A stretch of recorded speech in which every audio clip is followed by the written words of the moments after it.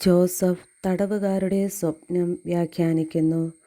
കുറച്ചുനാൾ കഴിഞ്ഞ് ഈജിപ്തിലെ രാജാവിൻ്റെ പാനപാത്രവാഹകനും പാചകനും തങ്ങളുടെ യജമാനായ രാജാവിനെതിരെ തെറ്റ് ചെയ്തു.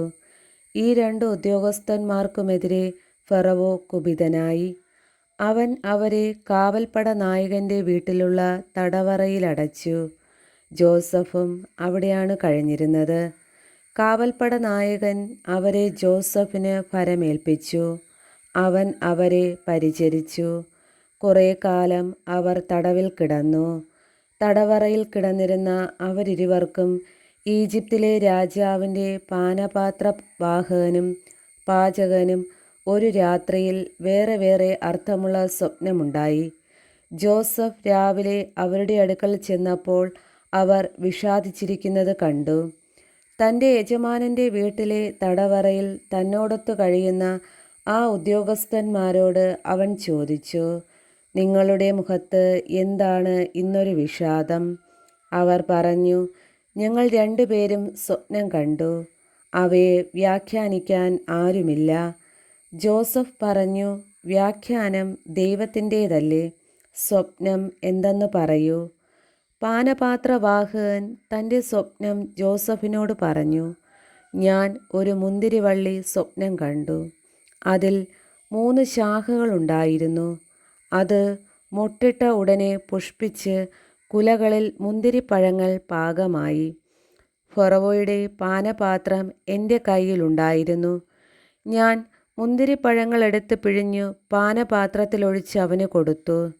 ജോസഫ് അവനോട് പറഞ്ഞു, അതിൻ്റെ വ്യാഖ്യാനം ഇതാണ്.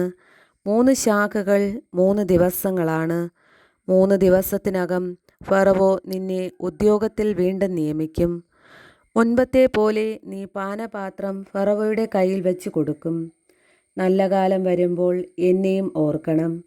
എന്നോട് കാരുണ്യം കാണിക്കണം. എൻ്റെ കാര്യം ഫറവോയുടെ മുൻപിൽ ഉണർത്തിച്ച് ഈ തടവറയിൽ നിന്ന് എന്നെ മോചിപ്പിക്കണം. ഹെബ്രായരുടെ നാട്ടിൽ നിന്ന് അവർ എന്നെ മോഷ്ടിച്ചു കൊണ്ടുവന്നതാണ്. ഇവിടെയും അവരെന്നെ ഈ ഇരുട്ടറയിൽ അടയ്ക്കത്തക്കതൊന്നും ഞാൻ ചെയ്തിട്ടില്ല. വ്യാഖ്യാനം ശുഭസൂചകമാണെന്ന് കണ്ടപ്പോൾ പാചക പ്രമാണി ജോസഫിനോട് പറഞ്ഞു, ഞാനും ഒരു സ്വപ്നം കണ്ടു. എൻ്റെ തലയിൽ 3 കുട്ട നിറയെ അപ്പമുണ്ടായിരുന്നു. ഏറ്റവും മുകളിലെ കുട്ടയിൽ ഫറവോയ്ക്ക് വേണ്ടി പാകം ചെയ്ത പലതരം അപ്പങ്ങളായിരുന്നു. പക്ഷികൾ വന്ന് എൻ്റെ തലയിലെ കുട്ടയിൽ നിന്ന് അവ കൊത്തി തിന്നുകൊണ്ടിരുന്നു. ജോസഫ് പറഞ്ഞു, അതിൻ്റെ വ്യാഖ്യാനം ഇതാണ്. 3 കുട്ടകൾ 3 ദിവസം തന്നെ. 3 ദിവസത്തിനകം ഫറവോ നിന്നെ പുറത്തിറക്കി മരത്തിൽ കെട്ടിത്തൂക്കും. പക്ഷികൾ നിന്റെ മാംസം തിന്നുകയും ചെയ്യും. 3-ാം ദിവസം ഫറവോയുടെ പിറന്നാളായിരുന്നു. തൻ്റെ വേലക്കാർക്ക് അവൻ ഒരു വിരുന്ന് നൽകി. പാനപാത്രവാഹകനെയും പാചക പ്രമാണിയെയും പുറത്തു കൊണ്ടുവന്നു വിധി കൽപ്പിച്ചു. പാനപാത്രവാഹകനെ ഉദ്യോഗത്തിൽ തിരികെ നിയമിച്ചു. അവൻ പാനപാത്രം ഫറവോയുടെ കയ്യിൽ കൊടുത്തു. എന്നാൽ പാചക പ്രമാണിയെ അവൻ തൂക്കിക്കൊന്നു. ജോസഫ് വ്യാഖ്യാനിച്ചതുപോലെ തന്നെ സംഭവിച്ചു. എന്നാൽ പാനപാത്രവാഹകൻ ജോസഫിനെ ഓർമ്മിച്ചില്ല. അവനെ മറന്നു കളഞ്ഞു.